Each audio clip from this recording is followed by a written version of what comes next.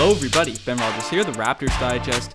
Riker, we don't really know what's going to happen with free agency, when it's going to happen, whether it'll be this summer if the season's completely canceled or if the season ends up going ahead and it might be in the fall. We're not 100% sure, but the one thing we do know is there's a lot of contracts coming off the books, and probably the biggest one is Fred VanVleet. So before I let you talk about Fred and give your opinion, one thing I wanted to talk about is, Riker, we got a news article done up about us. Yeah, Ben, we, as everyone knows that listens to the podcast, or most likely knows, we are from Newfoundland, have sort of trickled outside, but one of the bigger newspapers is they picked up the Raptors Digest clout. So we'll link that story down below if you guys are interested in checking it out. But it's certainly nice to get recognized that way, and it was a really well-written article. Yeah, no, it was a great article. Robin Short's one of the best sports writers in Newfoundland, so definitely give that a look. It's an interesting read. So if you want to learn about sort of the history of the podcast, but we got some interesting stuff coming up about free agency. A lot of videos we're gonna make, and the biggest one's gonna be Fred, and he's been the most talked about. But now with this sort of season being canceled, wrench being thrown into everything else, we got to come at this with sort of a different perspective, Riker, because we've talked about some other comparable players and how much money Fred's going to get. Some people are saying he's going to get maxed out, similar to Siakam, and some are saying, he's going to be a 15, 12 million player guy. It's been all over the spectrum, but one thing that we have to look at now, and we've made some opinions in the past, but we don't know what the cap situation is going to be like now that all this revenue has been lost by the NBA. They're saying if all the regular season games are canceled, there might be billions of dollars lost to the NBA. So that's going to affect the players' sort of salaries coming up, and it might play a factor into Fred VanVleet. I know we made a video, I think, really early this year where Fred really started amping up his game. We said, hey, this guy's going to get paid $25 million maybe. That was the conclusion we kind of came to, between $20 and $25 million. But with all this stuff happening now and looking at other players, how do you think that affects Fred VanVleet's potential with coming back to the Raptors, and how much we're going to have to pay him to come back? Well, Ben, we'll probably speculate further as we hear more information, because right now it's all guessing. Right, we're just holding our breath for what's actually going to happen. How will free agency be affected if the season resumes or if the season is canceled indefinitely? There will be some sort of implication, but for now, it's hard to say. I would rather assume, Ben, that they're going to pay the players the same amount that they would have otherwise, not considering cap situation, especially in a season that they need to rebound and try to make those lost revenues back, right? So you don't want to lose the opportunity to not pay a guy, right? To not be able to pay your star players and lose out on potential ticket sales. So I would say that our argument now will be the same, or should be the same, as it would have been if this was just approaching a regular free agency situation. And Ben, the most interesting thing to me about this whole thing is what is the opinion of Fred VanVleet? Or what opinion do others have of Fred VanVleet, given the Toronto Raptors are not usually a team of focus, right? The media sort of always discredits them, right? That's on the one hand, but then on the other hand, he actually received the only other vote for Finals MVP, so he clearly has some pull around the league. So Ben, we'll just jump right into it. What number are you thinking? This is the unpredictable thing, Riker, because you say that obviously that we want to pay Fred VanVleet. We're not going to be like, the Raptors aren't going to say, hey, we lost a bunch of money last year because of all the games being lost. We're not going to pay our players. But it's more so the whole league is going to have to negotiate a certain cap, and then that money won't be really around for anyone. So I think it's definitely going to play a factor somewhat. I thought he was going to get paid higher than you did, if I recall correctly from our last podcast. I thought it'd be closer to $25 million, the numbers he's been putting up in his playoff history, and the expectation that he'll be able to continue that into this year's playoffs. But now there's some uncertainty as to, Fred VanVleet had Kawhi Leonard taking a lot of the load off of him last season, and could he be that monstrous player for a longer stretch of time? being the probably number 2 scoring option. That's what he's sort of been this year when he's been playing and fully healthy. Obviously, Lowry's kind of been the clutch guy, and obviously Siakam's the number 1 player, but Fred VanVleet's been, I think, our number 2 scoring option this year, and seeing if he could do that in the playoffs and be consistent in the playoffs, because for all the highs that he had last year, the Milwaukee Bucks series, post Fred VanVleet Jr. being born, he was remarkable, but prior to that, he really struggled and really just did not look good. So I think,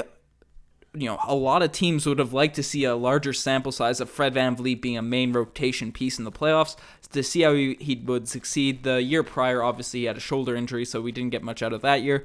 So there's a bit of unpredictability when it comes to Fred VanVleet, but there's a couple teams, and they've been talked about before, especially earlier in the year, that have been tied to Fred VanVleet.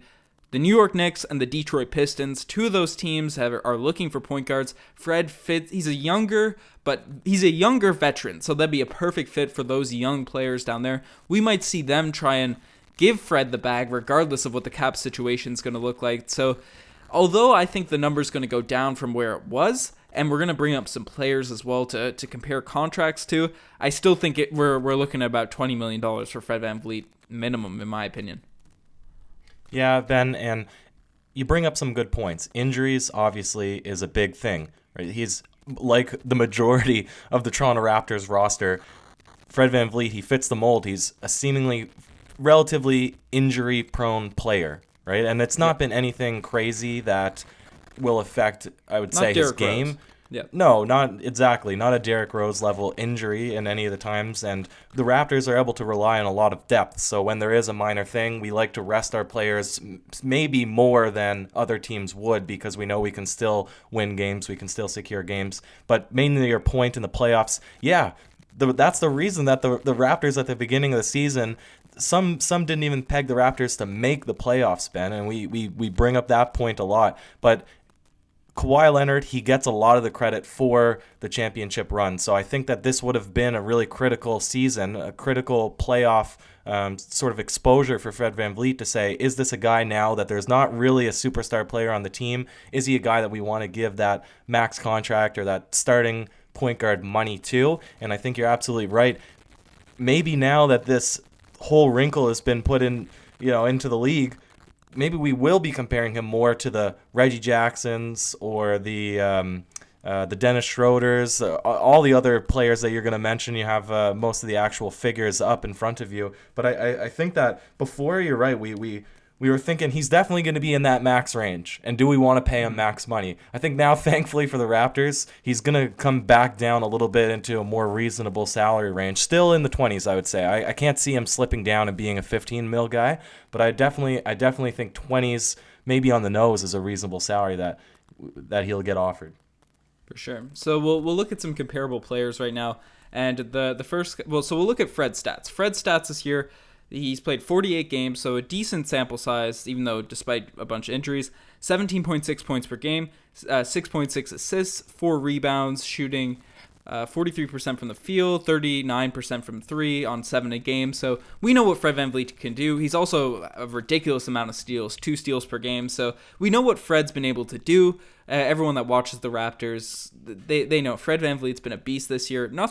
He's not an all-star yet, but really inching closer to those types of numbers. But to look at some comparable players. So one guy that is probably on the extreme of getting a lot of money is Terry Rozier, and he stepped up his game a lot this season, so maybe the stats might be a little bit not illuminating on the player caliber of player he was. But last year for the Celtics, Terry Rozier averaged only 9 points per game, 3 assists, 4 rebounds, shot 35% from the field. Like Fred VanVleet, has had success in the playoffs. People thought of highly throughout the league. Like Fred, can play defense, but half the points Ryker essentially, and he got paid $20 million per year. He got the bag from Charlotte for 3 seasons, so they gave all of Kemba's money and basically gave it to Terry Rozier. They're similar age. They were on their same contract. Fred's in his 4th year.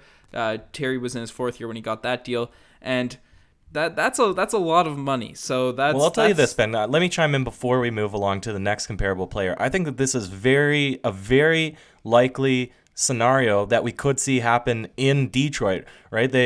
or Detroit. I think we usually get criticized for the way that we put the emphasis on the D, Ben. But anyways, I could see that being very similar. They've cut their team down to the absolute skin and bones here. They got rid of Andre Drummond. They're looking for somebody to build the team around, and you're absolutely right. If you're looking at stats, Terry Rozier was less impressive, but on an equally winning most team, right? And I could see more than the Knicks, because the Knicks at least have, for some reason, they have every single young player that was ever considered to be good in the NBA. That's what their roster seems like. But they don't need to pull the trigger on one question mark guy, because they have a full roster full of question mark guys that they can maybe give a little bit more runway to and let it play out. The Detroit Pistons, they're grasping at straws. At least that's what I'm seeing, unless they have some sort of big moves going on. So I could definitely see them paying similar amounts that they paid to Terry Rozier. Yeah, the Pistons do have Derrick Rose, but the one point that I really like that you brought up, it's a very comparable situation. People think the Pistons are just going to be complete garbage next year. Looking at how they gave up everyone, they gave Andre Drummond up for a second-round pick. It's looking like they're going to tank. And assuming they don't pick up a point guard in the draft this season, and the draft I think will be telling for those two teams specifically. You know, if they pick up a superstar point guard, they're probably not going to invest a lot of money into Fred VanVleet. But assuming they don't, it's a very comparable situation. They want a point guard that's shown that they can lead a team, which Terry and Fred have shown they can do. They can, take the reins for a stretch of games, even in the postseason. Remember, Terry absolutely ate up Eric Bledsoe in that Bucks series. Then Fred obviously had the remarkable finals. Those types of point guards, teams want to have sort of quarterbacking their team out of a rebuild. And I could see the Pistons doing that like the Hornets, but you brought up the Knicks, and I kind of disagree with you on your Knicks point. I think the Knicks are in dire need of someone to lead their team. They want a veteran-type point guard to say, hey, RJ, hey, Mitchell Robinson, Knox, all these guys, come together and I'll be able to get you the ball, be able to take the scoring load off you guys, keep RJ off the ball because he's better, or there has been some questions because he's a decent passer, but the majority of people think RJ is a shooting guard. I think Fred VanVleet would be a perfect fit in New York. They're tired of being garbage. They're not going to get any... There's very few star free agents coming out this summer. I could see the Knicks going all out for Fred VanVleet this year, and those are the two teams that scare me, Riker. And if they ended up paying Fred $27 million, before we get in those comparable contracts, would you consider paying Fred $27 million over the next few seasons? Because it'd be tough to just let him walk for nothing.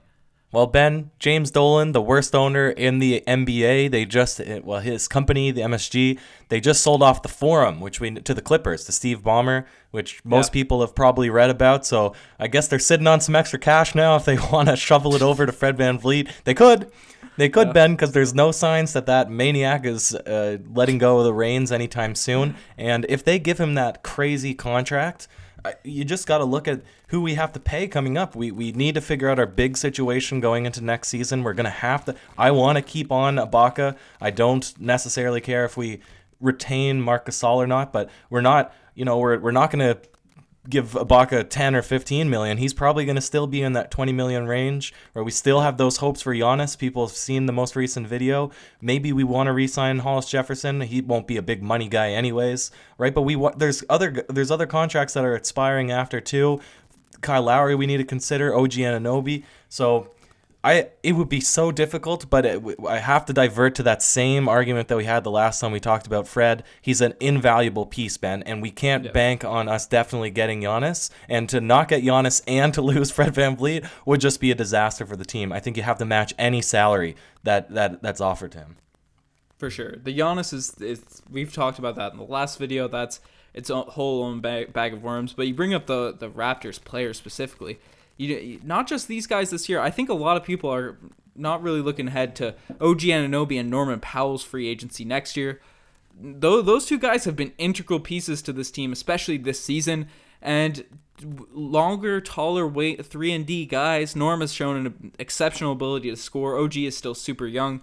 This contract, if we give Fred a long-term massive deal, it's going to affect the money that these guys get. So it's stuff to look at, and obviously we have a lot of guys that can play the 2 position, but Fred VanVleet is obviously our only real ideal one. Norm and Terrence Davis can't really do that. Kyle Lowry, he's 34 years old. We don't know if he's going to be the long-term starting point guard. Love to have Kyle around the rest of his career, but do we want him starting at the point guard when he's 36, 37? Maybe the backup option will be optimal for him. So it's going to be interesting. Even TD's up after next year, I believe. So it's a lot of just stuff to take into account.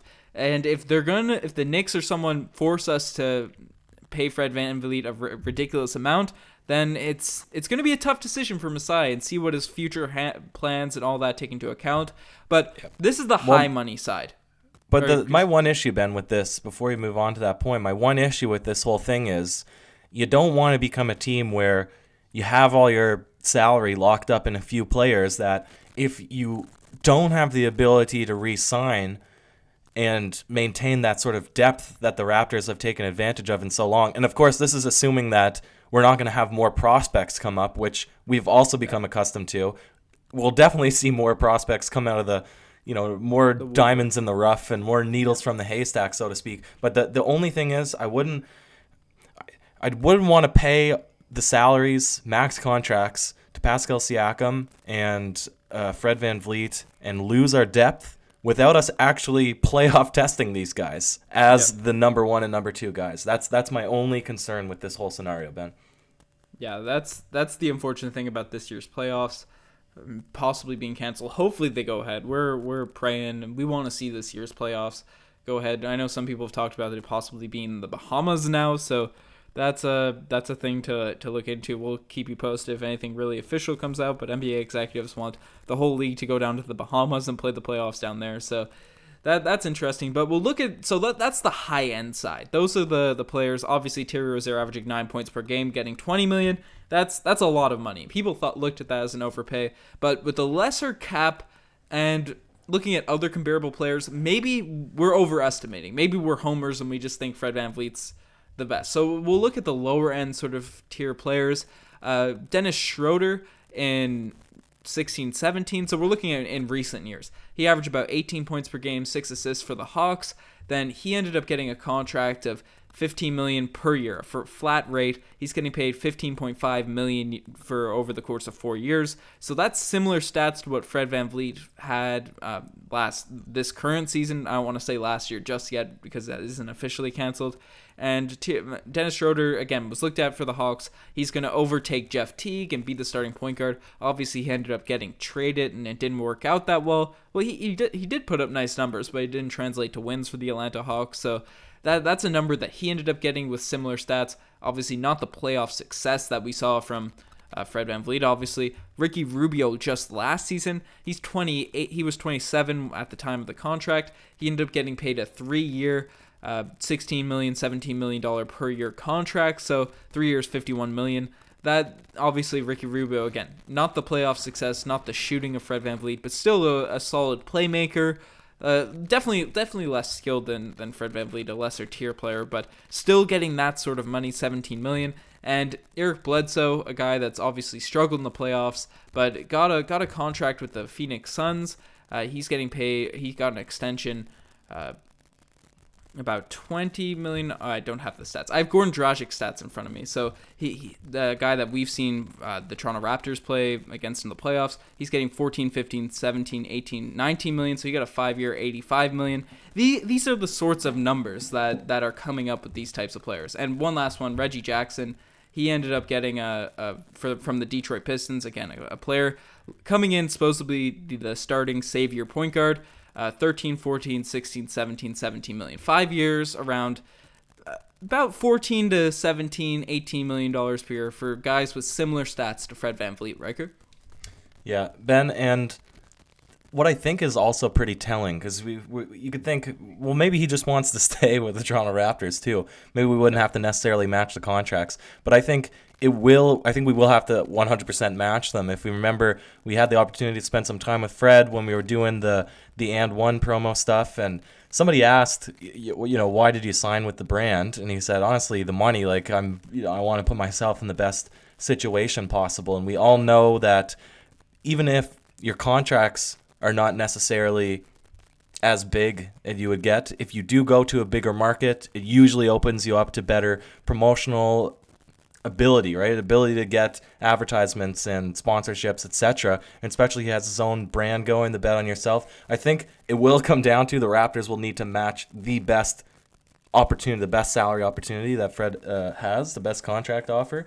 And even then, you know, there still might need to be like a little bit of a push or a little bit of a pull, extra incentive to stay. So I'm hoping, Ben, that when it comes down to it, that it does fall into the category of all the players you just mentioned in that sub $20 million range. If we could land Fred VanVleet over the next 3 to 4 years on a $15 to $17 million contract, lovely. There won't even be a hesitation to sign that. The Raptors would love that. Yeah, we want Fred VanVleet back, and we would want to overpay him, but we just have so many other players that we have to keep in mind and all that sort of stuff. So a lot of big decisions to be made for the Toronto Raptors, and you brought up the markets and stuff. The only bigger market I think that could get after Fred VanVleet is the New York Knicks, but we're still more national, and Fred's already established here, has connections, gets those Canadian commercials obviously and one. So it's gonna be interesting. It's gonna be interesting to see what happens to Fred VanVleet. But let us know what you guys think. Do you guys think we're gonna have to max out Fred VanVleet, or could he get a Dennis Schroder comparable deal? Let us know in the comment section below. Check out the Twitter, the Instagram. Check out that article we have linked below as well. It's certainly a good read. Do you have any last words, Riker? Ching ching. Blink, blink, ching. What is the sound that you make? Cha-ching. That's it. Cheers.